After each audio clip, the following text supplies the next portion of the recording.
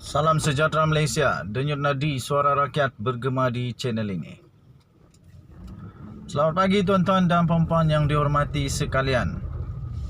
Isu sekarang yang paling panas di Malaysia diperkatakan ialah tentang isu Kerajaan Sulu, waris Sultan Sulu yang telah merampas dua aset besar negara Malaysia, Petronas. Okey. Jadi orang semua saling menuding jari. Siapa yang salah? Najib kata PH salah dan sebagainya. Tetapi ini Rafizi dengan kebijaksanaan dia telah membuat Najib Razak kantoi. Masihkah kau ingat Najib Razak ketika engkau tidak mengaku dan tiba-tiba Rafizi bongkarkan sampai engkau kalah dalam pilihan raya? Masihkah kau ingat ketika Rafizi bongkar sehingga engkau terpaksa berdebat dengan Anwar Ibrahim dan akhirnya engkau memalukan diri sendiri di debat dengan kek, macam-macam kek lah. Kali ini Rafizi sekali lagi tuan-tuan dan puan-puan buat Najib kantoi lagi dengan dokumen yang sah, dengan dokumen yang betul. Rafizi buat Najib Razak malu sendiri. Rafizi kata Najib cuai dalam kes tuntutan waris Sultan Sulu. Najib cuai kata Rafizi. Itulah. Kalau betul Rafizi kata dia cuai, aku kata itulah terlampau fikir 1MDB. Sekarang Sabah dalam bahaya. Sabah dalam bahaya. Rakyat Sabah tenang saja. Kita tetap tenang saja ya. Okey. Jadi selepas ini kita undi lagi Najib Razak supaya dia boleh jadi Perdana Menteri seterusnya. Undilah Najib Razak. Okey. Tuan-tuan dan puan-puan yang dihormati sekalian, Timbalan Presiden PKR Rafizi Ramli mendakwa kegagalan dan kecuaian pentadbiran kerajaan ketika bos kamu Datuk Seri Najib Tun Razak menerajui kerajaan ketika itu menjadi punca yang menyebabkan harta milik Petronas dan agensi lain terdedah kepada tindakan sita di seluruh dunia dalam isu tuntutan waris Sultan Sulu kepada kerajaan. Menurut Rafizi ini adalah kerana kecuaian Najib. Berikan komen kamu, apa pendapat kamu setuju atau tidak? Justeru bekas ahli Parlimen Pandan itu berkata pihaknya akan membuat laporan polis. Habislah Najib Razak kena laporan polis lagi terhadap ahli Parlimen Pekan itu kerana didakwa cuai dalam kes yang berkaitan dengan isu tuntutan waris Sultan Sulu kepada kerajaan negara Malaysia. Dua dah. Satu, Najib Razak dilapor pada polis kerana dia membuat kenyataan mengelirukan. Sekarang Najib Razak akan dibuat pula laporan polis kerana kecuaian. Ini kecuaian bukan alang-alang besar ya dia. Kedaulatan negara. Negeri Sabah, negara Sabah. Waktu itu negara Sabah lah.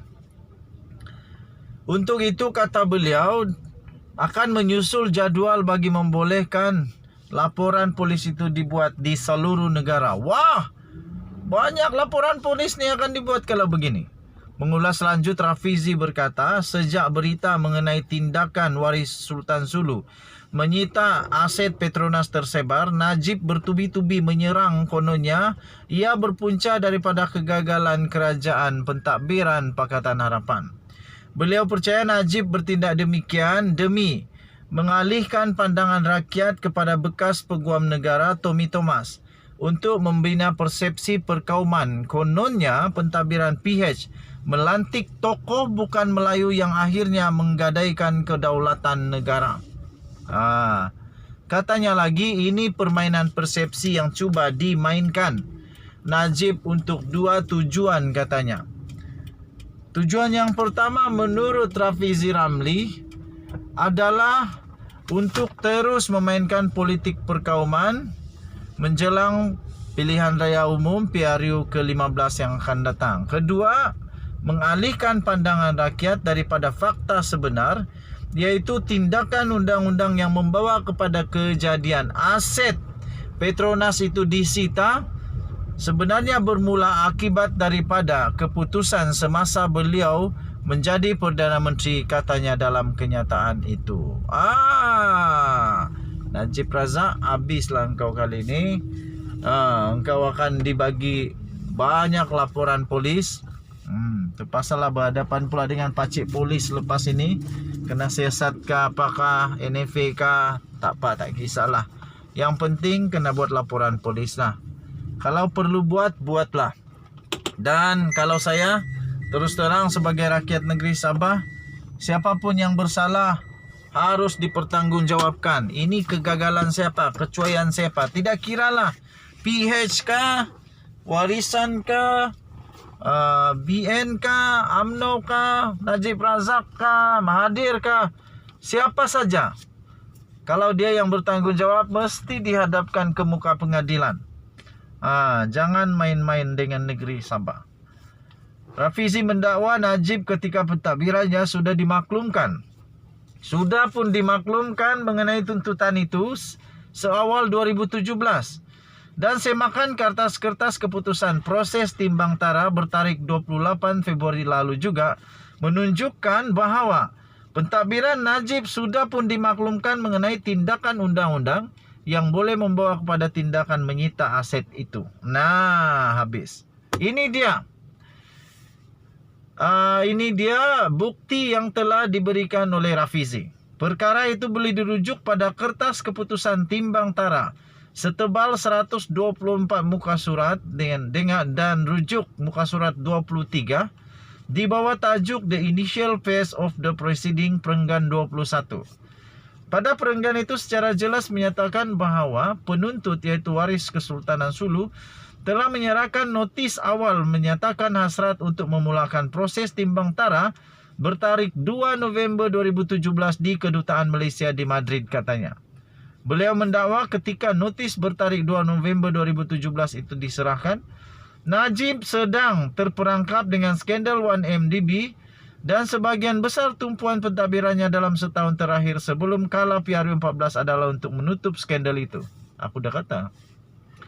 Rafizi juga mendakwa rakyat sedia maklum pentadbiran Najib membuat keputusan menghentikan bayaran mengikut perjanjian yang diwarisi Kerajaan Persekutuan kepada waris Kerajaan Sulu dalam 2013. Hakikatnya keseluruhan aset negara yang dimiliki syarikat dan badan kerajaan seperti Petronas, Mara dan lain-lain kini terdedah kepada tindakan disita akibat kecuaian dan kegagalan Najib sebagai Perdana Menteri pada ketika itu. Katanya lagi, mujurlah aset dikenakan tindakan sita itu sudah pun dijual Petronas terlebih dahulu dan semua hasil urus niaga dipulangkan. Katanya kita bernasib baik kerana pimpinan Petronas lebih bijak merancang dan menangani risiko berbanding Najib dan menteri-menterinya dulu, katanya. Kamu berikan komen, denyut nadi suara rakyat berkembang di channel ini. Kita jumpa lagi, bye-bye.